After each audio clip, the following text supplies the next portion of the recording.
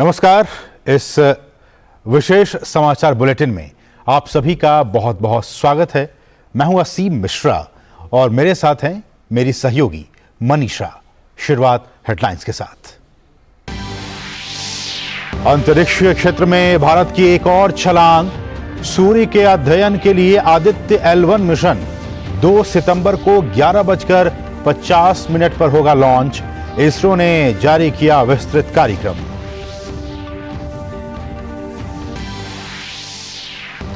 देश भर में 45 जगहों पर लगा रोजगार मेला। प्रधानमंत्री ने वीडियो कॉन्फ्रेंसिंग के जरिए 51,000 नवनियुक्त कर्मियों को किए नियुक्ति पत्र वितरित। कहा, अर्थव्यवस्था को आगे बढ़ने के लिए देश के हर सेक्टर का विकास जरूरी।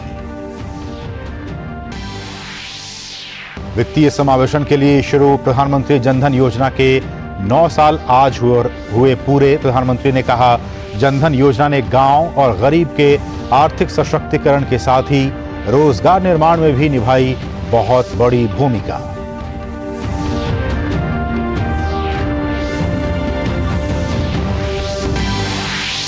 G20 मुख्य वैज्ञानिक सलाहकारों की दूसरी गोलमेज बैठक का गांधीनगर में आयोजन। बैठक में प्रभावी वैश्विक विज्ञान सलाह तंत्र बनाने पर हुआ मंथन।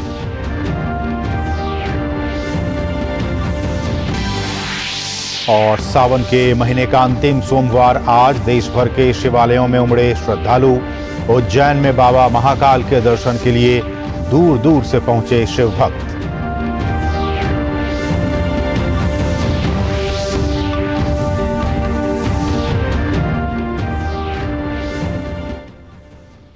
और अब सभी खबरें विस्तार से।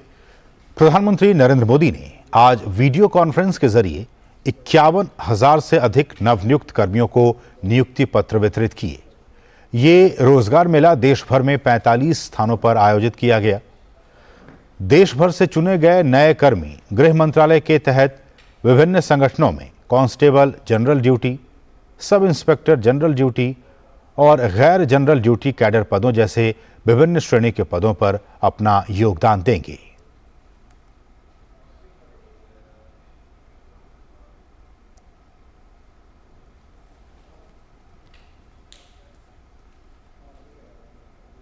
सबसे युवा देश आज भारत के यशस्वी प्रधानमंत्री श्री नरेंद्र मोदी के कुशल नेतृत्व में तेजी से आगे बढ़ रहा है। नित नई ऊंचाइयां छूते भारत की बढ़ती ताकत है यहां की आकांक्षी और ऊर्जावान युवा शक्ति। और इस मौके पर प्रधानमंत्री ने नवनियुक्त कर्मियों को संबोधित भी किया। प्रधानमंत्री ने कहा कि इस बार रोजगार मेले का ये आयोजन एक ऐसे माहौल में हो रहा है जब देश गर्व और आत्मविश्वास से भरा हुआ है। प्रधानमंत्री ने कहा कि चंद्रयान और उसका रोवर प्रज्ञान लगातार चांद से ऐतिहासिक तस्वीरें हमें भेज रहा है। इस बार आयोजन में हो रहा है जब देश गर्व और आत्मविश्वास से भरा हुआ है। हमारा चंद्रयान और उसका रोवर प्रज्ञान लगातार चंद्रमा से ऐतिहासिक तस्वीरें भेज रहा है। गर्व से भरे इस क्षण और ऐसे समय में आप अपने जीवन की सबसे महत्वपूर्ण यात्रा शुरू करने जा रहे हैं। प्रधानमंत्री ने कहा कि प्रधानमंत्री जनधन योजना ने गांव और गरीब के आर्थिक सशक्तिकरण के साथ ही रोजगार निर्माण में भी बहुत बड़ी भूमिका निभाई है। 9 साल पहले आज के ही दिन प्रधानमंत्री जन धन योजना लॉन्च की गई थी। इस योजना ने गांव और गरीब के आर्थिक सशक्तिकरण के साथ ही रोजगार निर्माण में भी बहुत बड़ी भूमिका निभाई है। 9 साल पहले देश में बहुत बड़ी संख्या में लोगों के पास बैंक खाता ही नहीं था, बेचारों ने बैंक का दरवाजा नहीं देखा था। लेकिन जनधन योजना के कारण बीते 9 वर्षों में 50 करोड़ से ज्यादा नए बैंक खाते खोल चुके हैं। इस योजना से गांव गरीब तक सरकारी लाभ सीधे पहुंचाने में तो मदद मिली ही है, और साथ ही महिलाओं, दलितों, पिछड़ों, आदिवासियों के रोजगार और स्वरोजगार को इससे बहुत बल मिला है। नई दिल्ली स्थित नेशनल मीडिया सेंटर में नवनियुक्त कर्मियों को नियुक्ति पत्र वितरित किए गए। केंद्रीय मंत्री डॉक्टर जितेंद्र सिंह, मीनाक्षी लेखी और अनुप्रिया पटेल ने नवनियुक्त कर्मियों को बधाई दी और उनके उज्जवल भविष्य की कामना की।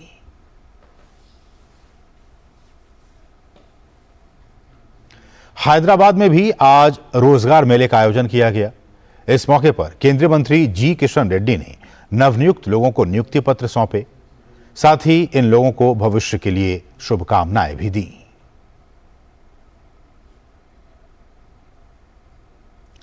गरीबों और निर्धनों को आर्थिक रूप से सशक्त और आत्मनिर्भर करने के मकसद से शुरू किए गए प्रधानमंत्री जनधन योजना के आज 9 साल पूरे हो रहे हैं। प्रधानमंत्री ने कहा है कि प्रधानमंत्री जनधन योजना ने गांव और गरीब के आर्थिक सशक्तिकरण के साथ ही रोजगार निर्माण में भी बहुत बड़ी भूमिका निभाई है। इस योजना से जहां विभिन्न योजनाओं का लाभ सीधे लाभार्थियों के खातों में पहुंच रहा है, तो वहीं योजना से 1 लाख रुपए का बीमा कवर भी खाता धारकों को निःशुल्क दिया जा रहा है।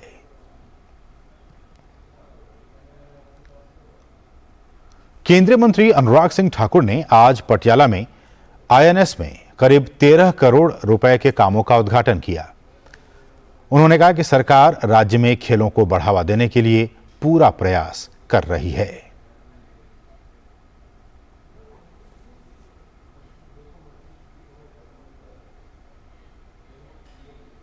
ये बताते हुए प्रसन्नता है कि एनआईएस पटियाला में आज लगभग 13 करोड़ रुपए के कामों का उद्घाटन किया गया और इसके साथ साथ 36 करोड़ के कार्य अभी चल रहे हैं और 24 करोड़ के नए कार्य यहाँ के लिए स्वीकृत हुए हैं। जो आज उद्घाटन किए गए उसमें देश का हमारा सबसे बड़ा, अगर मैं एक तरह से कहूँ, वेट लिफ्टिंग का हॉल और उसमें लेटेस्ट सुविधाएं और इक्विपमेंट, करोड़ों रुपए के इक्विपमेंट लगाकर हमने उसको तैयार किया है।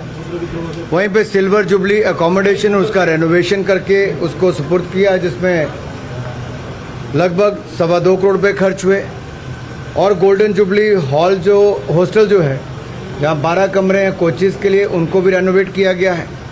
जो गेस्ट हाउस है उसकी भी रेनोवेशन की गई।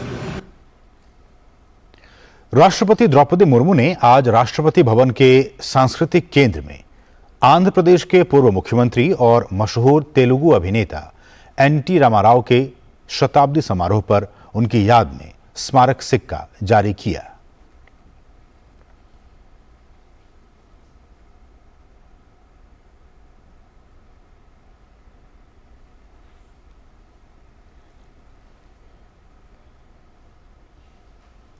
अंतरिक्ष के क्षेत्र में भारत की एक और छलांग के साथ इतिहास लिखने की ओर बढ़ रहा है।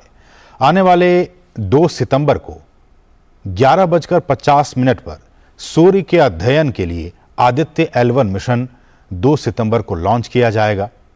भारतीय अंतरिक्ष अनुसंधान संगठन यानी इसरो ने आज इस बारे में जानकारी साझा की।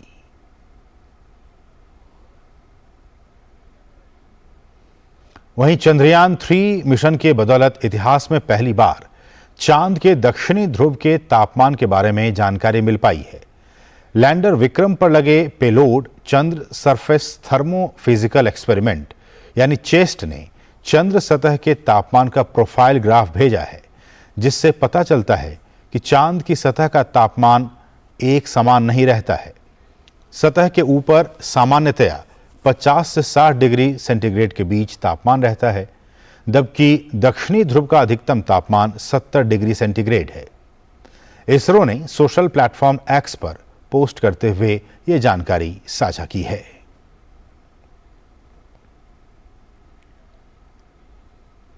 G20 मुख्य विज्ञान सलाहकारों की गोलमेज बैठक की दूसरी बैठक गुजरात के गांधीनगर में हुई। G20 प्रतिनिधि गांधीनगर गुजरात में समावेशी वैश्विक विज्ञान सलाह की उन्नति के लिए महत्वपूर्ण मुद्दों पर चर्चा की जा रही है।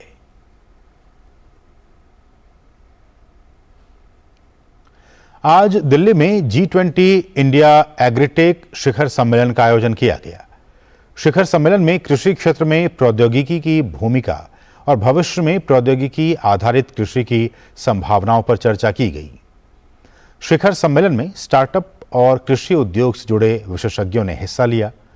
इस दौरान G20 के शेरपा अमिताभ कांत ने कहा कि G20 देशों ने कृषि क्षेत्र में उन्नत तरीकों और तकनीक के इस्तेमाल से सतत और विकसित कृषि पद्धतियों के विकास में अहम योगदान दिया है। G20 members, being the major agriculture producers, consumers and exporters, have come together to take a collective responsibility towards transitioning to a sustainable and resilient agricultural food system.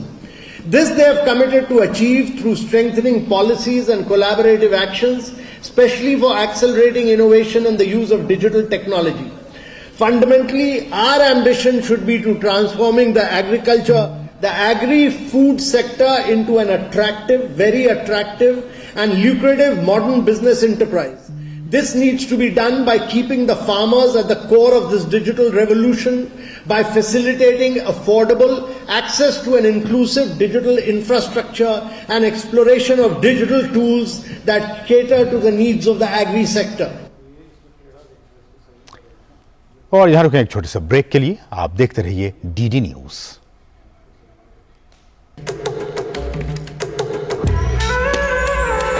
एक पृथ्वी, एक परिवार, एक भविष्य के लिए सजेगा भारत मंडपम। दिल्ली के प्रगति मैदान में होगा G20 का 18वां शिखर सम्मेलन। तेजी से आगे बढ़ते भारत के लिए क्या हैं इस ऐतिहासिक सम्मेलन के मायने? देखिए लगातार कवरेज सिर्फ डीडी न्यूज पर।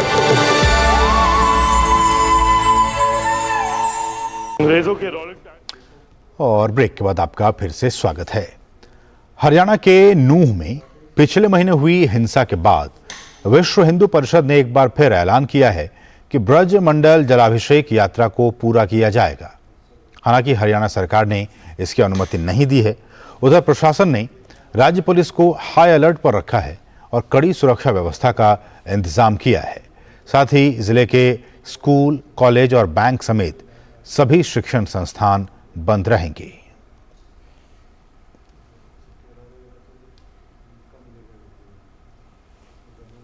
और नूंह के हालात पर हरियाणा के गृह मंत्री अनिल विज ने कहा कि इलाके में सब कुछ नियंत्रण में है। हमने पर्याप्त पुलिस बल तैनात किया है और लोगों ने अपने मान्यता के मुताबिक मंदिर में जाकर जलाभिषेक किया है। सब कुछ नियंत्रण में है। सफिशिएंट मात्रा में पुलिस है, सफिशिएंट मात्रा में वहाँ पर अधिकारी लगा रखे हैं और लोगों ने अपनी मान्यता के अनुसार वहाँ आकर जलाभिषेक किया है। कोई कर्फ्यू नहीं है। लोग अपने घरों से आ रहे हैं, जलाभिषेक कर रहे हैं, जा रहे हैं, पूरी जांच कर रहे हैं। नूंह में लगभग 300 लोग गिरफ्तार हो चुके हैं और उसमें अभी आगे जांच चल रही है। हम रिमांड ले रहे हैं, उनसे जांच चल रही है।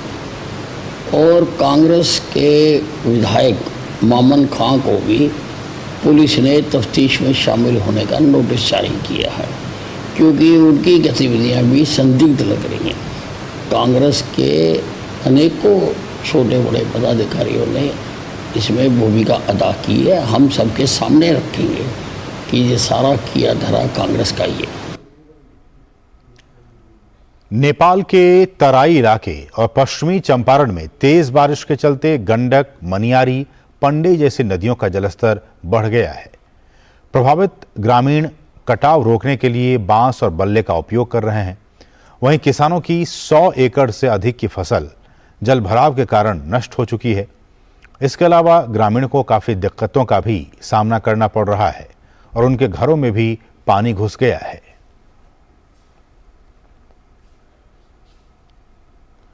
ज्ञानवापी मामले में इलाहाबाद हाईकोर्ट के मुख्य न्यायाधीश प्रीतिंकर दिवाकर की अदालत में आज सुन्नी वक्फ बोर्ड और इंतजामिया कमेटी की याचिकाओं पर सुनवाई की गई। इस मामले में अगली तारीख 12 सितंबर दी गई है। हिंदू पक्ष के अधिवक्ता विजय शंकर रस्तोगी ने बताया कि इंतजामिया कमेटी के अधिवक्ता का कहना था कि जस्टिस प्रकाश पाडिया ने इस मामले की सुनवाई की थी। इस मामले का फैसला उन्हीं के द्वारा दिया जाना चाहिए। इस मामले में chief justice Allahabad high court Pritinkar Diwakar ने कहा कि ये मुख्य न्यायाधीश के अधिकार क्षेत्र में आता है कि किसी मामले को सुन सकें या फिर किसी और अदालत में हस्तांतरित कर सकें। मामले की अगली सुनवाई 12 सितंबर को होगी। आज सावन महीने का अंतिम सोमवार है। सावन के महीने में हर सोमवार को भक्त पूरी श्रद्धा से शिव की आराधना करते हैं। सावन के अंतिम सोमवार के मौके पर बड़ी संख्या में भक्त मंदिरों में पूजा अर्चना कर रहे हैं।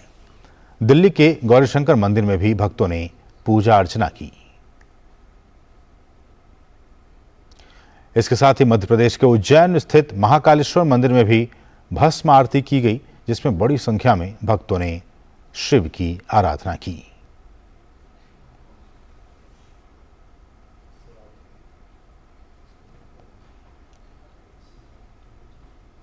भारत के गोल्डन बॉय नीरज चोपड़ा ने एक बार फिर इतिहास रच दिया है। नीरज ने विश्व एथलेटिक्स चैंपियनशिप में गोल्ड मेडल जीत लिया है। बुडापेस्ट में आयोजित हुई इस प्रतियोगिता में नीरज ने दूसरे ही प्रयास में 88.17 मीटर का थ्रो फेंक कर पहला स्थान हासिल किया। इसी के साथ वो विश्व एथलेटिक्स चैंपियनशिप में स्वर्ण पदक जीतने वाले पहले भारतीय बन गए हैं। राष्ट्रपति द्रौपदी मुर्मू और प्रधानमंत्री नरेंद्र मोदी ने नीरज चोपड़ा को इस जीत पर बधाई दी है।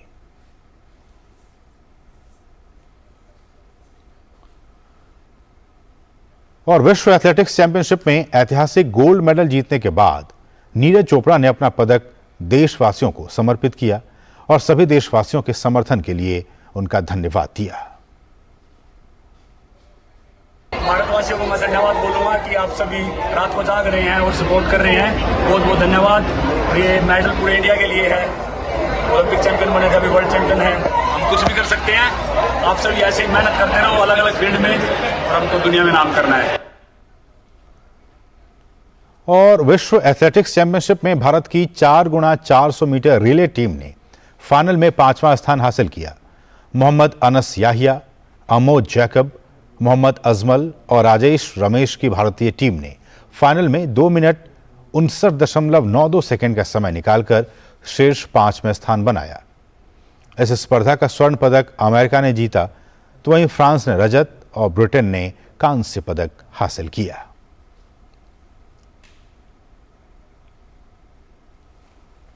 और विश्व एथलेटिक्स चैंपियनशिप में महिलाओं के 3000 मीटर स्टेपल चेज में भारत की पारुल चौधरी ने 11वां स्थान हासिल किया।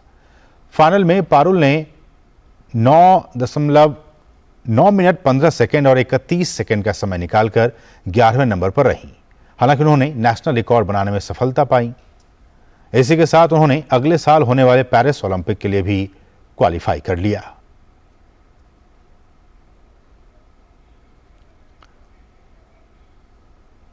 इंडियन डेफ क्रिकेट एसोसिएशन यानी आईडीसीए ने T20 वर्ल्ड कप 2023 के लिए 15 सदस्यीय टीम की घोषणा की है। टीम की कप्तानी वीरेंद्र सिंह करेंगे, जबकि उप कप्तान के रूप में ऑलराउंडर साई आकाश को शामिल किया गया है। मुख्य कोच देवदत्त ने कहा कि टीम आगामी चुनौतियों के लिए पूरी तरह से तैयार है और उन्होंने मुख्य चयनकर्ता विनोद कुमार की जमकर प्रशंसा की। वहीं आईडीसीए के अध्यक्ष सुमित जैन, सीईओ रोमा बालवानी और सचिव अजय कुमार को टीम के अच्छे प्रदर्शन की उम्मीद है। T20 वर्ल्ड कप 1 दिसंबर से 12 दिसंबर तक कतर में खेला जाएगा।